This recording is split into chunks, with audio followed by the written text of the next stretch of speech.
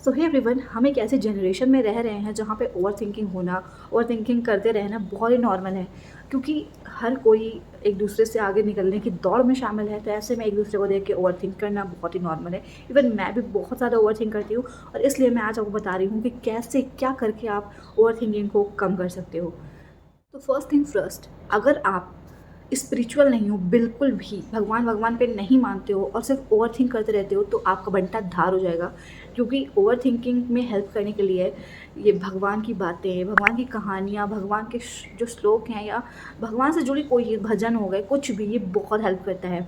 सबसे पहले अगर आपको बहुत ज़्यादा ओवर थिंकिंग की प्रॉब्लम है ना, तो कोई अच्छा सा भजन चलाओ और 1 घंटे उसको आराम से सुनो। उस सुनते सुनते ना तुम्हें पता चल जाएगा कि तुम्हें क्या लाइफ से चाहिए, क्या नहीं चाहिए, क्या करना चाहिए, क्या नहीं करना चाहिए। एकदम चिल हो जाओगे। अगर फिर भी चिल नहीं हो पा रहे हो, तो भगवान की कोई कथा सुन लो, ठीक है।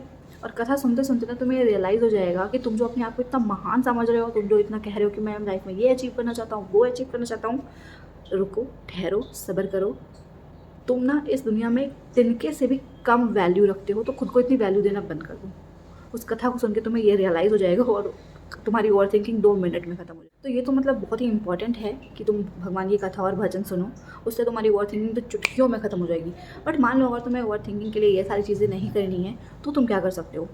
तो तुम चलाओ अपना फेवरेट म्यूज़िक। अगर तुम्हें भजन से नहीं अच्छा लग रहा है, भजन सुनने में इंटरेस्ट नहीं है, वैसे कोई बिरला इंसान ही होगा जिसको भजन नहीं पसंद होंगे, बट अगर नहीं पसंद हैं तो तुम अपना फेवरेट म्यूज़िक सुन सकते हो। अगर उससे भी तुम्हें आराम नहीं मिल रहा है, तो तुम अपने मन की बातों को एक कागज़ पर लिखना स्टार्ट करो। जब तुम लिखना स्टार्ट करोगे ना, तो तुम धीरे धीरे ये सोचोगे कि क्या फालतू का आदमी हूँ मैं, क्या गधा इंसान हूँ मैं, क्या ओवर थिंक कर रहा हूँ, इस पर मेरा कोई बस नहीं है, इसमें मैं कुछ चेंज नहीं कर सकता, मैं क्यों कर रहा हूँ ओवर थिंक। ये चीज़ तुम्हें समझ में आएगी। ये भी नहीं कर सकते तो जिम चले जाओ। जिम भी नहीं जा सकते तो घर पे कुछ एक्सरसाइज कर लो।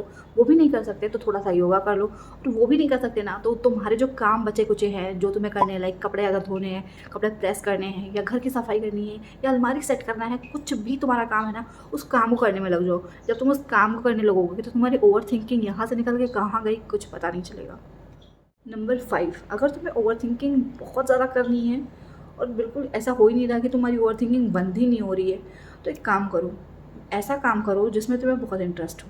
मान लो तुम्हें गिटार बजाने का शौक है, ओवर थिंकिंग के बीच में गिटार बजाना शुरू कर दो।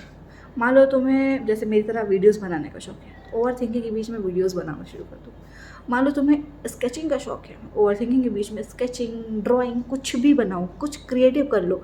कुछ नहीं समझ में आ रहा ना, गाने लगाओ, डांस कर लो। मस्त ओवर थिंकिंग की ऐसी की तैसी हो जाएगी, और तुम रिलैक्स महसूस करोगे। और ये सारे नुस्खे जाने माने मेरे द्वारा प्रमाणित हैं, इसलिए मैं शेयर कर रही हूँ। आई होप कि तुम्हारे लिए वीडियो हेल्पफुल हो। अगर